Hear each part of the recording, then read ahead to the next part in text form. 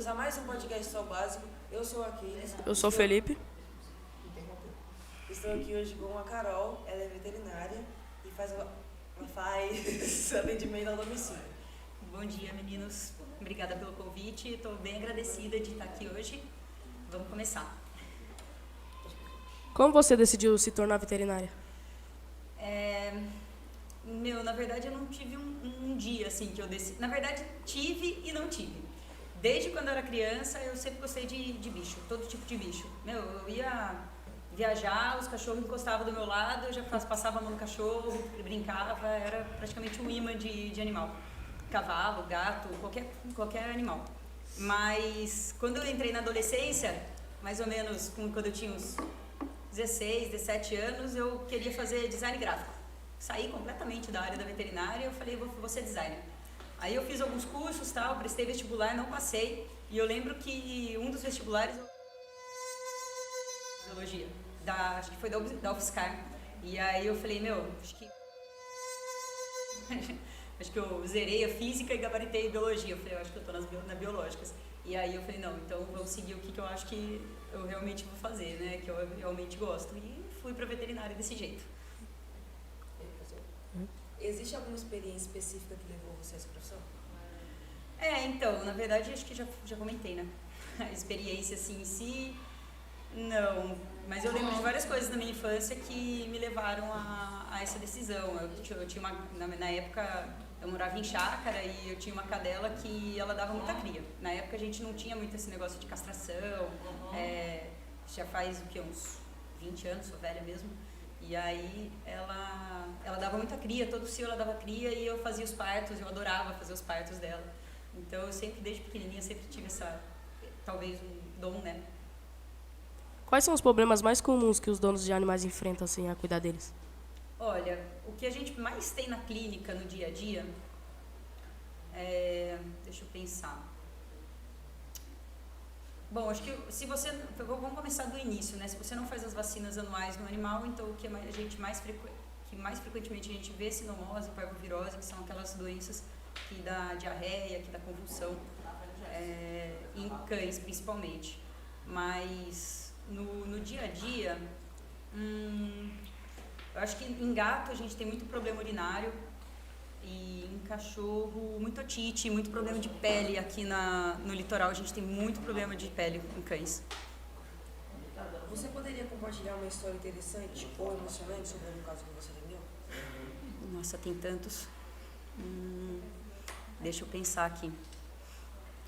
Me dá uma luz, gente.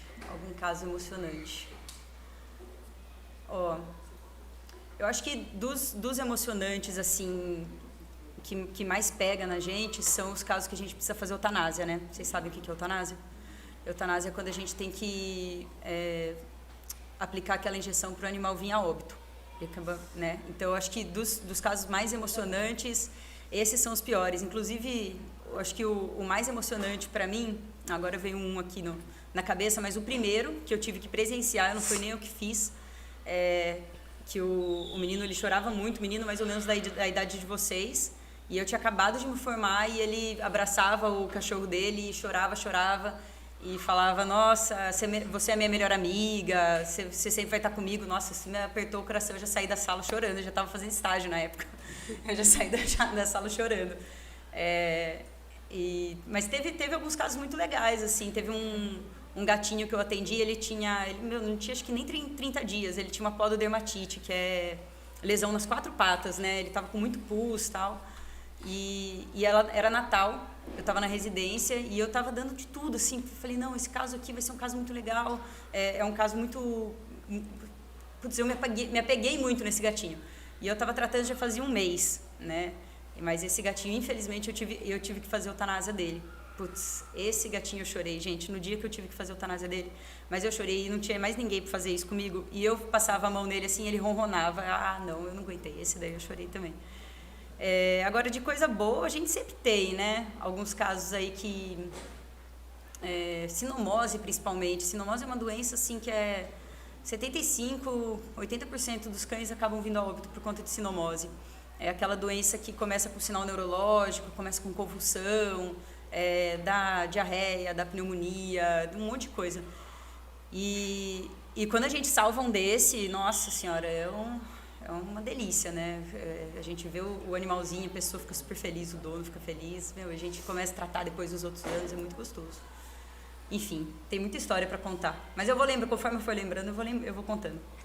Quais são os aspectos mais gratificantes no seu trabalho como veterinário? É isso, na hora que a gente pega um caso, o cachorro tá tudo estrupiado, o gatinho tá tudo feio, magro, caquético, às vezes resgatado de rua.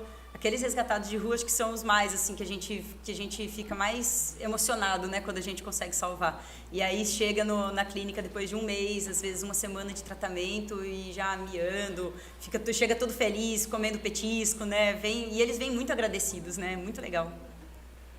E como você lida com as situações difíceis, tipo quando você perde um cachorro?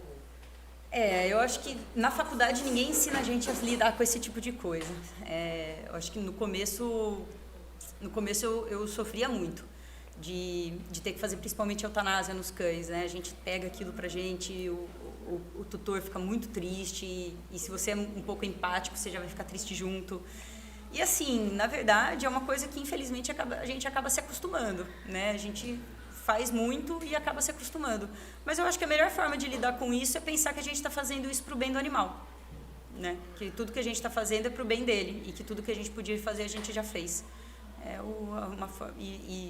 E aí tentar compensar nos que a gente consegue salvar, né? Faz quanto tempo que você é veterinária? Eu formei no final de 2013, então estou fazendo 10 anos. 10 anos. Como é que você desliga com as perguntas? Como a medicina veterinária tem evoluído nos últimos anos? Nossa, nos últimos anos. Bom, eu falei para vocês que quando eu morava em chácara, não tinha. Olá, galera. Hoje estamos com mais um quadro Pergunta Rápido Família. Né? Nossa entrevistada de hoje é a Carol Felipe. Então, de 20 anos para cá, a gente evoluiu assim absurdo, né? Hoje o pet ele é tratado como filho. Se a gente pega em São Paulo alguns hospitais veterinários, a gente já tem ressonância magnética, já tem tomografia, a gente já tem terapia com célula-tronco. Não chegamos ainda na medicina humana, nem aos pés, mas a gente já está... Olá, galera. Hoje estamos com mais um quadro Pergunta Rápido Família. Nossa entrevistada de... Em alguns casos, câncer. Tem transplante de rim, já em alguns lugares já é feito. Então, está tendo uma evolução muito boa, assim, nos últimos 10 anos. Qual conselho vocês dão para os donos de animais para manter eles saudáveis e felizes? Olha, o básico. Vacina, vermífugo, todos os anos. Se possível, passar por uma consulta com um veterinário todo ano também, e aí isso daí já vai incluir a vacina, né? No dia da vacina faz os exames de check-up, hemograma, função renal, função hepática, urina, ultrassom. E remédio para pulga e carrapato. E saber das principais doenças que tem aqui na região. Então, prevenir, né? Outra dica importante que a gente vê muito, principalmente em bairros mais humildes, não deixar os animais sair para a rua. Porque, na rua tá passível de comer porcaria, comer lixo, intoxicação, veneno, né, atropelamento. A gente vê muito casos de atropelamento aqui na região, né, em Caraguatatuba. Então, é isso. Além do rendimento clínico, quais outras áreas a medicina veterinária oferece? Olha, o atendimento clínico de cães e gatos, o atendimento clínico de grandes animais de fazenda, né? Vaca, boi, enfim, búfalo, né? Tudo que envolve o animal na parte clínica e cirúrgica. E saindo dessa parte mais animal, a gente pode também, além de nutrição do animal e tal, a gente tem ainda a parte de alimentação. Então, tudo que vem de origem animal. A carne que você compra no supermercado, o presunto, o queijo, né? Tudo isso tem que passar por uma inspeção veterinária. Como curar a infecção de gato, urina de gato? Curar infecção de urina de gato tem vários aspectos. Na verdade, a gente precisa descobrir qual que é a causa dessa infecção. Descobrindo a causa da infecção, a gente consegue fazer a cura, né? Consegue tratar. Mas hoje já existe ração específica para tratamento de DT, UIF, na verdade, que chama, né? Que é a doença do trato urinário de gatos. Ração específica, antibiótico se for necessário, anti-inflamatório se for necessário, e aí tudo vai de uma avaliação física e clínica do animal. O ideal seria fazer um ultrassom abdominal. Tem cães e gatos que têm pedra, igual a gente, eles podem ter pedra no rim, pode ter pedra no ureter, pode ter pedra na bexiga. Então tem que descobrir a causa da origem da infecção urinária para conseguir tratar, né? E gato no cio, como que você percebe isso? Gato no cio. Gato no cio é engraçado, né? Lá na clínica, às vezes o tutor chega com o gatinho falando que ele está envenenado. Minha gatinha está envenenada. Eu falo, mas por quê? Porque ela está girando, ela está rodando. E eu não sei, ela nunca fez isso antes. Na hora que a gente vai acariciar, ela vai pôr a mão na bundinha dela, ela levanta a bundinha, né? Então é o cio da gata. A gata, ela entra no cio, ela fica no cio aí aproximadamente 2 a 3 dias. É bem curto o cio dela, mas é bem intenso, né? Vocês já viram gata no cio? Já. No telhado, gritando, berrando, é intenso. Mas são só, graças a Deus, 2, 3 dias. Mas o ideal... elas... Vocês sabem por que a gata mia e berra quando ela está no cio? O gato macho, quando ele não é castrado, ele ainda tem testosterona, ele tem, a gente chama de espícula no pênis. Uns espinhozinhos que tem no pênis, que quando faz a penetração, tudo bem, mas na hora de sair, sai machucando. Por isso que a gata berra. Eu vou gastar todos os gatos do mundo, que o que faz em cima do telhado de barulho... Faz barulho. É um escândalo. Mas tem que castrar mesmo, né? A gente tem que castrar, na verdade, porque o gato, é muito rápido a reprodução deles, em 2 meses já tem cria e, é progressão geométrica, né? É uma gata que dá 5 crias em cima do telhado, essas 5 dali 6 meses está dando mais 5, e aí por diante vira praga, né? Como é? Após pergunta, tem uma pergunta sobre castração. Aí, Olá, galera. Hoje estamos com mais um quadro Pergunta Rápido Família. Nossa entrevistada de hoje é a Carol Felipe, médica veterinária. Oferecimento Lava Rápido Família. Bora. Oi, estamos aqui com o professor Valmir. E eu queria saber, Valmir, se você tem alguma pergunta para a Carolina Felipe. Oi, Matheus, muito obrigado. Para a Carolina eu tenho sim. Antes, eu quero perguntar para você, onde você comprou esse óculos? Eu não comprei, é do meu amigo. Ah, que bom, que eu ia pedir para fechar a loja. Mas, Carolina, né? A questão da castração para os animais, em específico os cachorros. Ele é benéfico ou não para a saúde do animal? E é isso, muito obrigado. Castração hoje é uma questão de saúde pública, né? Porque é o que eu falei para vocês. Um cachorro, um gato, em 2 meses ele vai dar cria para 5, 7, 12 cães e outros gatinhos. E aí depois de mais 6 meses esses filhotes vão dar mais cria. Então, se a gente não castra, a gente vai ter uma população de cães e gatos assim aqui na região absurda. Então, faz bem à saúde? Olha, eu acho que tudo que a gente mexe com o nosso sistema hormonal, sistema, né? Se fosse uma coisa benéfica, a gente também castrava, né? Então, faz bem? Poxa, se a gente pudesse, a gente não castraria. Mas eu acho que se faz mal, também não, né? Os animais, eles se adaptam muito bem e, inclusive, a gente previne algumas doenças com a castração. Algumas doenças importantes, piometra pode levar a óbito, que é uma infecção uterina, câncer de mama também. Então, acho que na atual conjuntura aqui, a castração ela só vai trazer benefício, tá? Agora, a castração quando? Existem algumas questões também, porque tem gente que castra antes dos 3 meses, antes dos 4 meses de idade do animal. A gente chama de castração pediátrica. Essa castração pediátrica ela é benéfica para cães que têm acesso à rua. Para cães de ONG, por exemplo. Aí são cães de ONG que vão ser doados, a pessoa não tem condições de castrar mais na frente, então acho que é justo, a gente pode fazer essa castração preventiva de 3, 4 meses. Mas o ideal mesmo é castrar depois de 1, 2 anos de idade. Aí a gente faz a prevenção do câncer de mama, prevenção de piometra, câncer de próstata, né, alguns outros cânceres aí. Olha, eu gosto de esperar o primeiro cio. Mas assim, é o que eu falo para os meus clientes. Se o seu animal sai para a rua, se você não consegue segurar seu animal em casa, ou se você tem outro cão em casa que pode cruzar e você não quer, castra antes, sabe? Não faz mal castrar. Não faz mal, mas é o que eu falei para vocês, é uma questão hormonal, né? Se você castra antes do primeiro cio, talvez o cão ele não vai desenvolver isso, principalmente para cão. Para gato não tem muito isso. Para gato a gente consegue castrar bem novinho. Mas o cão, às vezes, principalmente de grande porte, ele não vai se desenvolver como ele deveria. Então a gente vê cadela com vulva juvenil, que é uma vulva bem pequenininha e isso vai dar assadura mais para frente. Cães com pênis juvenil também, machos com pênis juvenil. E isso tudo vai causar...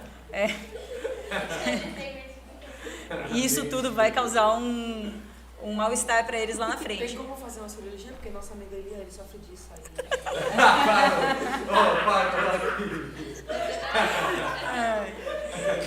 Não, infelizmente a gente não tem cirurgia para isso. A gente tem...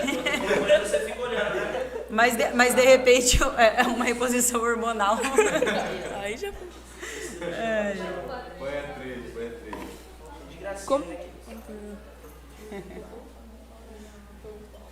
Lá no primeiro, lá em cima. Lá. Estamos aqui com a Marlene e hoje ela vai fazer uma pergunta para a Carol. Carol, eu gostaria de saber se as tartarugas, eu tenho uma tartaruga daquelas pequenininhas de água e ela anda no chão e na água. Só que no inverno ela não come. Eu gostaria de saber se é normal isso. Eu não trato muito de animais silvestres, mas eu tenho também a tartaruga e aqui ela deve estar falando provavelmente é a tigre d'água. Mas é normal, essas tartarugas elas hibernam no inverno e algumas hibernam no seco, fazem um buraco e algumas hibernam na água. Mas elas não comem realmente no inverno, diminui bastante a alimentação delas, é normal. Tá, linha da multimídia.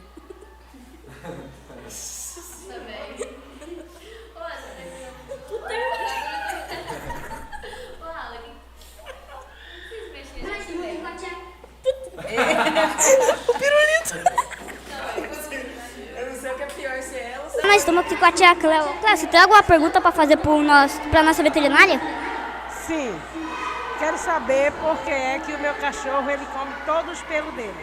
E ele se alimenta de bastante ração. Obrigado.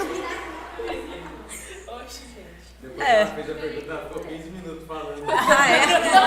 Foi uma consulta, não foi uma pergunta. Depois me manda o vídeo para eu já adicionar na anamnese. A anamnese é a pergunta que a gente faz antes para saber o que o cachorro tem. Então, não dá para saber assim, por que ele come o pelo dele. Provavelmente ele come porque ele está se coçando, né? Ou ele fica se lambendo, ou ele está mordendo, então ele está se coçando. Pode ser alérgico, pode ser sarna, pode ser pulga, pode ser um monte de coisa. Teria que fazer uma consulta mesmo para descobrir o porquê da coceira. Mas se você quiser abrir o restante dos 15 minutos pra gente. Vamos fazer uma pergunta para a Ana Gabriela. Eu queria perguntar se a vacina anti-cio faz mal para a cadela. Faz. Pior do que a castração é essa vacina do cio, né? A vacina, na verdade não é uma vacina, é uma medicação cheia de hormônio, é como se fosse tomar uma pílula do dia seguinte. É uma bomba de hormônio que a gente está jogando na cadela para ela não ter filhote. E existem algumas recomendações de fazer essa medicação em períodos adequados que não traria mal para as cadelas, não faria mal para as cadelas. Porém, o que acontece? A pessoa vai lá na casa de ração, a cadela cruzou, aí que ele vai pensar em dar essa progesterona, geralmente a progesterona. Gente, qual que é a pior coisa, além do câncer de mama, além da piometra, o que mais isso pode ocasionar? Se a cadela está prenha ou cruzou e deu a vacina, ela não vai sinalizar o parto. Então, os filhotes lá dentro, eles não vão sinalizar quando eles estão prontos, então ela não vai ter o estímulo do parto. Então, acontece muito da cadela ficar 2 meses, geralmente são 60 dias. Aí a pessoa, 70 dias, nada. 75 dias, nada. De repente começa um corrimento com pus, né, da cadela e aí a pessoa se toca, fala, putz, ela estava grávida e ela não sinalizou o parto, ela não teve as contrações. Por quê? Por causa das vacinas anti-cio.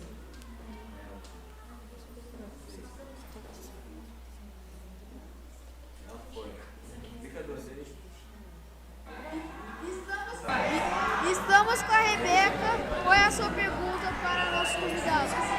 Queria saber se você tem algum conselho para as crianças em relação ao cuidado com a natureza. Cuidado com a natureza? Eu acho que... eu acho que tem relação, sim, na verdade, né? Mas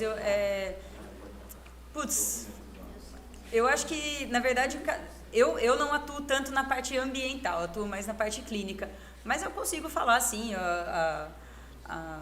a questão do desmatamento, né, de lixo, e aí vamos pôr aí na praia, vamos vir aqui pro litoral. Quantas vezes a gente vai na praia, um monte de lixo na praia, e eu acho que tem até a questão ambiental aí que pode ser discutida quanto aos animais na praia, né, os animais de rua na praia, os animais que ficam soltos na praia, os tutores que levam os animais para a praia, os cães principalmente, os gatos, e isso tudo é uma questão de saúde pública também, né, porque eles podem passar doença pra gente, enfim. Acho que o principal cuidado com a natureza aí a gente já sabe, né, evitar o desmatamento, evitar jogar lixo no chão, o básico que a gente aprende em todo lugar. Pausa para os patrocinadores, vamos agradecer o tio Coxinha, a E Brasil, a família Lava Rápido e a Darlene Chagas, que fez esse bolo maravilhoso para a gente. A Avenida Gabriel Fagundes Rosa, número 105, casa 302, bairro Getuba, Caraguatatuba. Quem quiser pode comprar. É o lado da Igreja Matriz. E o negócio do Lava Rápido também, o endereço. Como que é? A Avenida Orlando Alves, né? Avenida Orlando Alves, hein, mano? Nossa, não tá ali também, né? Caramba, em aula. Coloca só um professor pra tomar conta. Agora eu tenho que esperar o Lava Rápido. Não tá, eu tirei. Nossa, eu coloquei em outro lugar, eu coloquei de volta. Nossa, desculpa, Lava Rápido, nós chamamos. um coxinha pra cá. Que o Lava Rápido ele é responsável pelas coxinhas também, junto com o tio Coxinha. Vai achar que o tio Coxinha também. Vou cortar pra vocês, pode continuar as perguntas aí. Deixa eu fazer aqui. É normal o cachorro comer pedra? Pedra. Preda. Não, normal não é, né? Não deveria comer pedra. Mas ele pode estar comendo pedra por algum comportamento compulsivo, e aí tem alguns cães que é comum acontecer isso, como o Bull Terrier, que são animais compulsivos mesmo, né? Aqueles animais que você joga bolinha, são loucos na sombra. Não sei se vocês já viram alguns cães assim. O Doberman também é um cão que pode comer, que a gente atende assim, a gente chama de corpo estranho. Quando come alguma coisa diferente, a gente chama de corpo estranho. Então tem algumas raças que têm essa predisposição e algum incômodo gastrointestinal. Então às vezes ele pode comer alguma coisa diferente porque ele tá com verme, ou ele tá com uma gastrite, alguma coisa do tipo. Aqui, ó. Tá bonito esse bolo, hein? O cara perguntou aqui, ó. Não ajuda não, tá de boa. Perguntaram assim: às vezes quando meu gato cheira alguma coisa e ele fica com a boca aberta, é normal? É normal. Cães e gatos, na verdade, eles têm eu só não sei cortar, mas nossa, aqui, ó. Olha que delícia. Com morango aí. Morango. Cadê o dos apresentadores? Calma, Thiago, calma. Boca aberta. Nossa, Darlene. Caprichou, hein? Nossa. Eu não sei como Antes de responder, eu vou comer um pedacinho. Vamos esperar a comida pra vocês. Muito bom. Não, você que vai falar nela, você pode fazer. Mas não, eu vou responder. Eu vou responder pra ela? Vai. Qual é a maior lição que você aprendeu trabalhando? Eu tenho que responder o outro. Como que era mesmo a outra? Antes. Do feromônio. Cães e gatos que você pode ver que eles cheiram alguma coisa e fica com a boca meio aberta, né? O cão também faz isso. Eles têm uma glândula, um órgão bem aqui, embaixo do dente, assim, que é um órgão que ele sente o feromônio. O feromônio é um tipo de hormônio que serve como se fosse uma forma de comunicação. Então ele cheira o cocô, ele cheira o xixi de outro animal e ele consegue absorver quem é aquele animal, né, que ele está sentindo o cheiro. O que aquele animal tem, então se aquele animal está no cio, se não está. Então é uma forma de identificação, né, uma forma de comunicação entre eles. Pode mandar outro. Qual é a maior lição que você aprendeu sendo veterinário? Eu acho que empatia, eu acho que é uma das principais. Porque a gente não pode julgar as pessoas, principalmente pela ignorância, né? E eu não digo ignorância de uma forma ruim, eu digo ignorância de realmente, vocês que não estudaram, não têm a obrigação de saber o que eu sei. Então, tem muita gente que não sabe que tem que vacinar o cachorro, tem muita gente que não sabe que tem que castrar. E eu acho que a gente tem que ter paciência e empatia e falar, tudo bem, você não sabia que tinha que fazer, agora seu animal está doente, então vamos tratar e os próximos animais você trata. Vai, Cris. Deixa eu fazer aqui. Se o cachorro estiver muito triste e não quiser comer nada, como é que é? É saudade de alguém, alguma doença ou algo do tipo?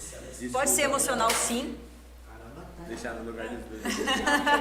Cadê meu morango? Topou eu. Que eu ganhei, mas Que morango aqui, eu vou café. Não, me dá um morango agora. O morango aqui dentro, ó. O morango aqui dentro. Vocês dividem o morango. Eu quero o morango inteiro. Não, calma. Alan, Calma. vai ou passa fome? Não, falou, o cara tá pedindo bolo, tá de fora. Ô, café. Pra todo mundo ver que eu trato meus alunos com carinho. Aí depois que acabou o podcast. Era a boquinha. Vai, amor. Esse último aí, ó. Tava ruim? Não, é que é azedo. Mas É os olhos, ele não gosta.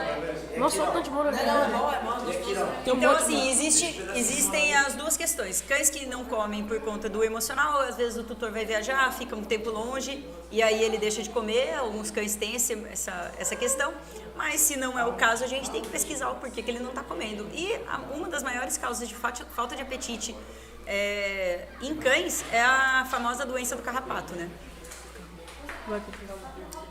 Agora é o momento bate e volta.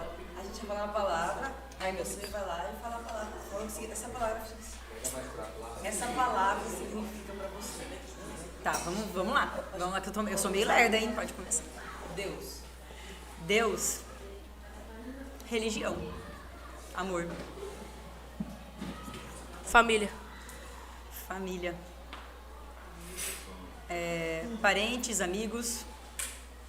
Amor também. Realidade. Nossa. Realidade já pensa assim num baque. Num baque na gente, assim, ó. Num choque. Sonho. Sonho, acho que já vem na mente minha casa própria, minhas coisas, meus... A gente que ela fala viagem pra Europa, um Brasil bom, sei lá, alguma coisa assim. Não, acho que eu sou mais humilde. Viagem pra Europa, um dia, né, as coisas vêm, mas ultimamente eu acho que no que eu tô vivendo hoje... O GTU paga, as contas pagas, tá bom, né? Exatamente, eu só quero meus boletos pagos. Pagar o boleto e sobrar um dinheiro. Sobrar um dinheirinho ali pra comer um japonês no final de semana, né? Nossa, ele é canibal. Desculpa. Amor. Ai, amor. Meus animais. Meus pets. Amigos. Deixa eu comer. Rolê.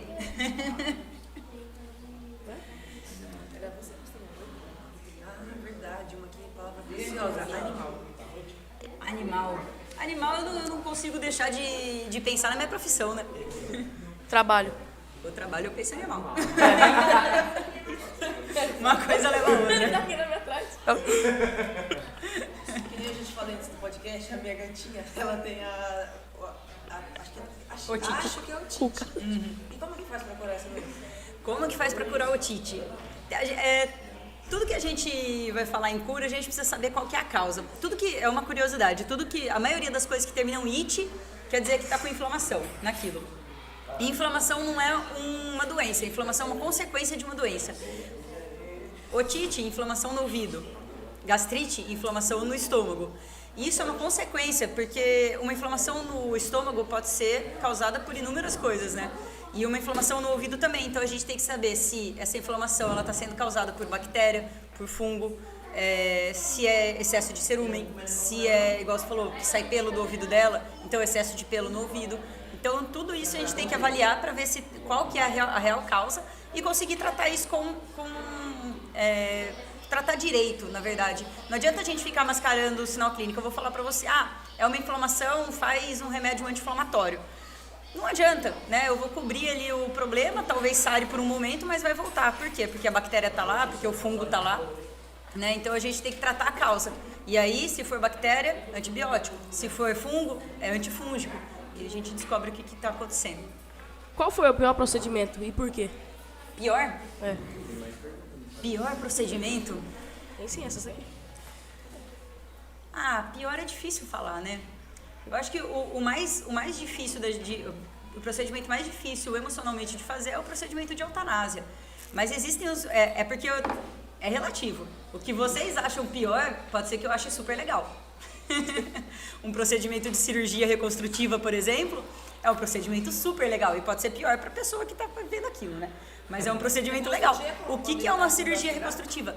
Tem várias cirurgias muito legais. Tem uma cirurgia, por exemplo, que o cachorrinho era filhote, ele foi atropelado por uma moto e ele perdeu toda a pele do braço. Nossa.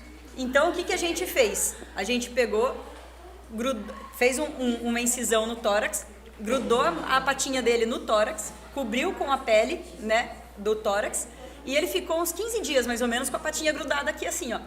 Ele ficou só andando em 3 patinhas e a outra grudada. Depois de 15 dias que cicatrizou bonitinho, a patinha dele estava grudada já, a gente fez uma incisão dos 2 lados, desgrudou a patinha do tórax, a gente fez uma incisão aqui, ficou um corte aqui com os pontinhos e um corte aqui com os pontinhos. É muito legal. Não é o pior, mas é muito legal. Então tem várias cirurgias assim que... Tem uma cirurgia que o pessoal faz, esse eu nunca fiz, mas é de tirar uma glândula da bochecha. A gente tira um pedacinho da bochecha e põe aqui no olho. Por quê? Para cães que não produzem lágrima. E aí ele começa a produzir saliva no olho, mas ajuda na lubrificação. Então tem um monte de cirurgia legal. Mas dos procedimentos eu acho que as cirurgias são as mais divertidas. A gente queria te pedir um conselho, né, pra gente que agora é jovem, tá saindo da escola. Eu acho que o maior conselho que eu posso dar pra vocês é estuda. Estuda e segue a carreira que vocês querem seguir, o que vocês sonham fazer, o que vocês querem fazer. Faz aquilo que vocês têm desejo de fazer e não fica pensando só em dinheiro ou vou fazer medicina porque ganha muito, porque no final das contas o dinheiro é uma consequência de um bom trabalho. Se você consegue fazer você só consegue fazer um bom trabalho a partir do momento que você gosta do que você está fazendo, né? Você tem que finalizar agora. Eles pensam como que finaliza, ele tem amnésia. Agora eu vou estar finalizando para vocês.